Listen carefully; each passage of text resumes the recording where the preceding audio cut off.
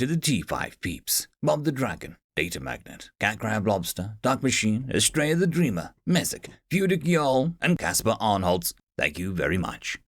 Master, written by Ori Gami. Canines and humans share a strange relationship in the galaxy. A relationship that has, for its entire lifetime on the galactic stage, perplexed those who managed to experience the two species in cohabitation. No reptilian, avian, necroid, fungoid, plantoid, or all mammalian species so far encountered had shared a similar experience with other species on their planets.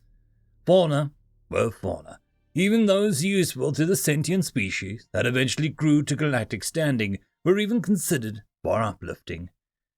However, the humans did so without so much as a second thought.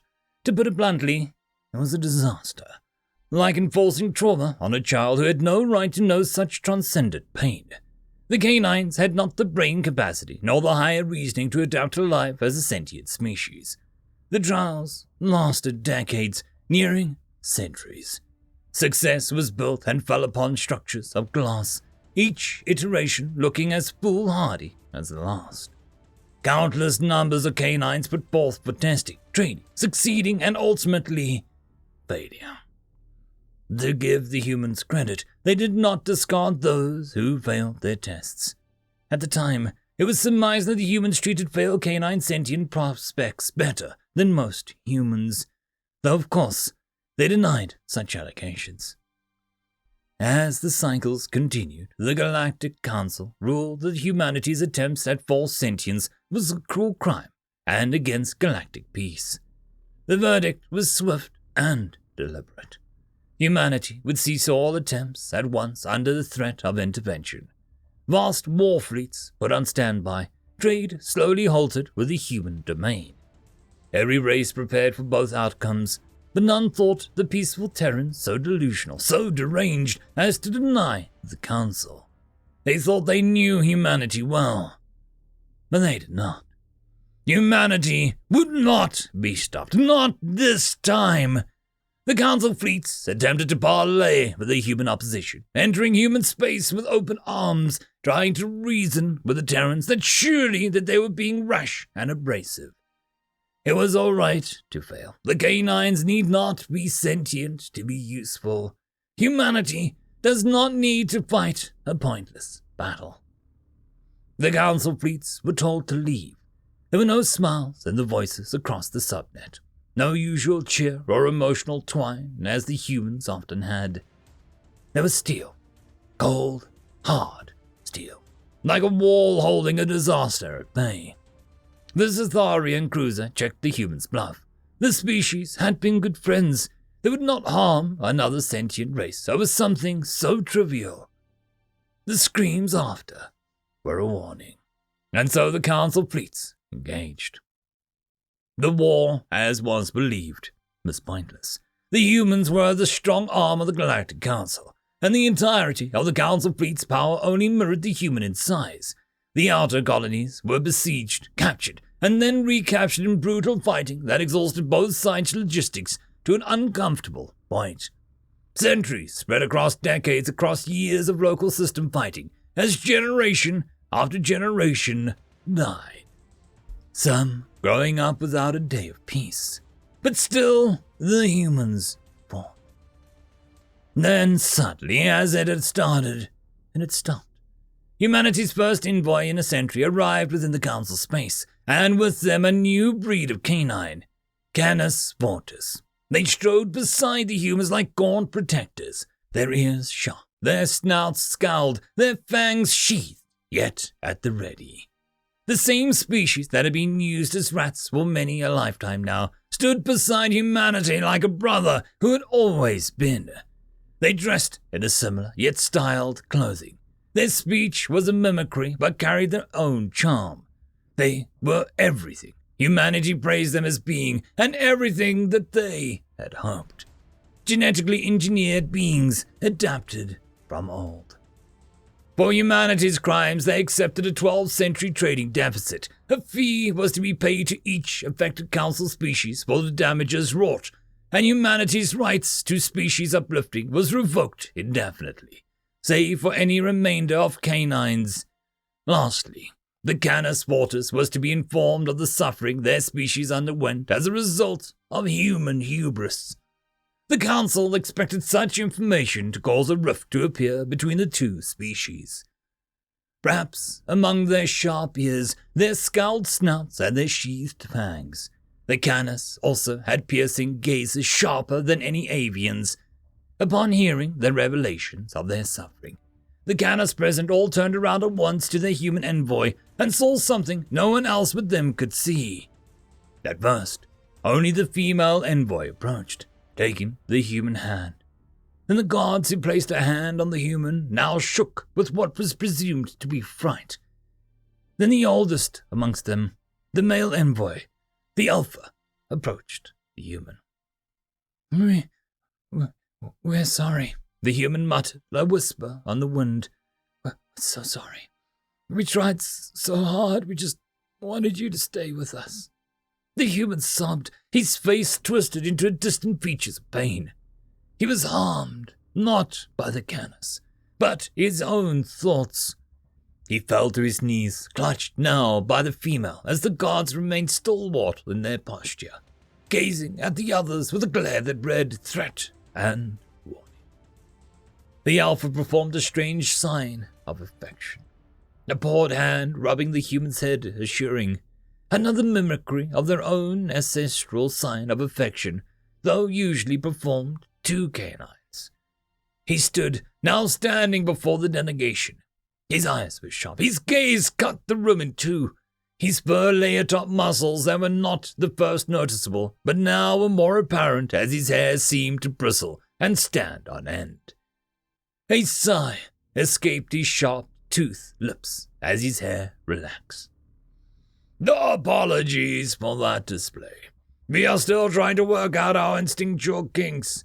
His voice boomed, easily heard by all. I would ask you all to refrain from reciting such information again in the presence of the masters. They are far more kind than you can possibly know. As for the delivered sentencing, the Canis Portus will take half of humanity's punishment as our own, he announced. And to much surprise, the gaggle of councillors echoed gurglings of discontent until one of them spoke again. Half, don't be absurd. Why would you put such a weight upon yourselves as such a young species, and for such a race that has psycho-tortured your people for centuries, and to call them master after such? Please forgive me, Ambassador, but how can you utter such words? Yet again, the hair on the Alpha's back bristled, poking up beneath his clothing, ushering a small silence amongst the mammalian councillors, while the others hushed out patience for his response. Remember what the masters said. Breathe in, count to 3, breathe out. In through your nose, out through your mouth, the Alpha thought, calming his growing anger. Another kink in his system. No, please forgive me, Ambassador. I must be mistaken as to think the only one among any of you who would give the lives of their people for a lesser race was the master here. He gestured back to the human, who, with the help of the female Canis, now stood upon shaky legs. She nuzzled him affectionately, not out of perverse love, but as a mother would a cub, a protective, reassuring nuzzle. Forgive me, all of you, for perhaps I am blind as to not see the companion species amongst any of you. No friend for whom you've given shelter, trust, loved, and ultimately sentience for the sole reason of standing by you for a millennia. No companion who, when you evolved and their reason for being was left behind, did you find alternatives to always keep them useful.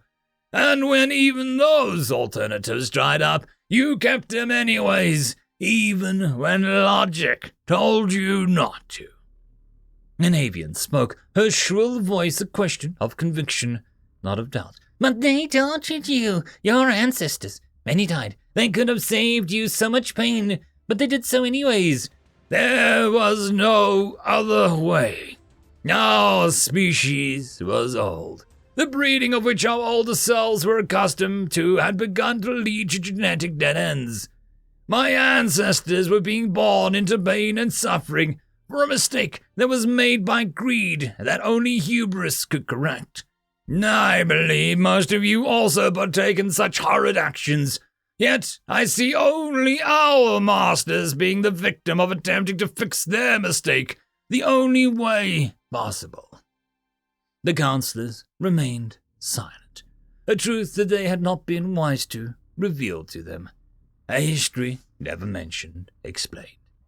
Still, they had seen the conviction behind the elder's words. The juror amongst the councillors spoke up, having heard enough. If you are sure of your convictions, Ambassador, I will adjourn this council and name your species as an accessory to humanity's crimes. As you have asked, you will also be placed under a trade deficit and be required to assist humanity in their reparations to the species affected by the hostilities.